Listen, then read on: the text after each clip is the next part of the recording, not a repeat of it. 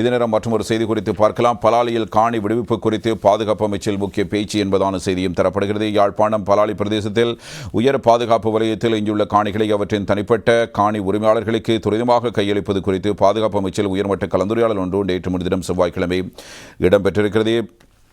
பிரதி பாதுகாப்பு அமைச்சர் ஓய்வு பெற்ற மேஜர் ஜெனரல் அருண ஜெயசேகர தலைமையில் இடம்பெற்ற இந்த கலந்துரையாடல் பாதுகாப்பு செயலாளர் ஓய்வு பெற்ற வைஸ் மார்ஷல் சம்பத் துயக்கொந்தா உட்பட சிரேஷ்ட பாதுகாப்பு மற்றும் நிர்வாக அதிகாரிகளும் கலந்து கொண்டார்கள். அதற்கமைய குறித்த காணிகளை உரிமையாளர்களிடம் மீள கையளிப்பதற்காக இராணுவத்திடம் கட்டம் கட்டமாக வெளியேற்றத்தை மீளாய்வு செய்து உள்ளிட்ட செயற்பாடு மற்றும் நிர்வாக ரீதியான தடைகளை தீர்ப்பது குறித்து இந்த கலந்துரையாடலில் கவனம் செலுத்தப்பட்டது. குறிப்பிட்ட பிரதேசத்தில் உள்ள தனியார் காணிகளை அதன் உரிமையாளர்களிடம் விடுவிப்பது தொடர்பான முன்னேற்றத்தை மீளாய்வு செய்வதற்கும் தொடர்ந்து நிலவும் சவால்களை தீர்ப்பது இதன்போது தீர்மானிக்கப்பட்டது. அத்தியாவசியமான பாதுகாப்பு தளங்களின் தொடர்ச்சியான பாதுகாப்பை உறுதி செய்யவும் அதே வேளையில் சிவில் சொத்துக்களில் ஏற்படும் தாக்கத்தை குறைக்கும் நோக்கில் புதிய எல்லைகளை இறுதி செய்வது குறித்தும் அவதானம் செலுத்தப்பட்டிருப்பதாக இவ்வாறு கூறப்படுகிறது.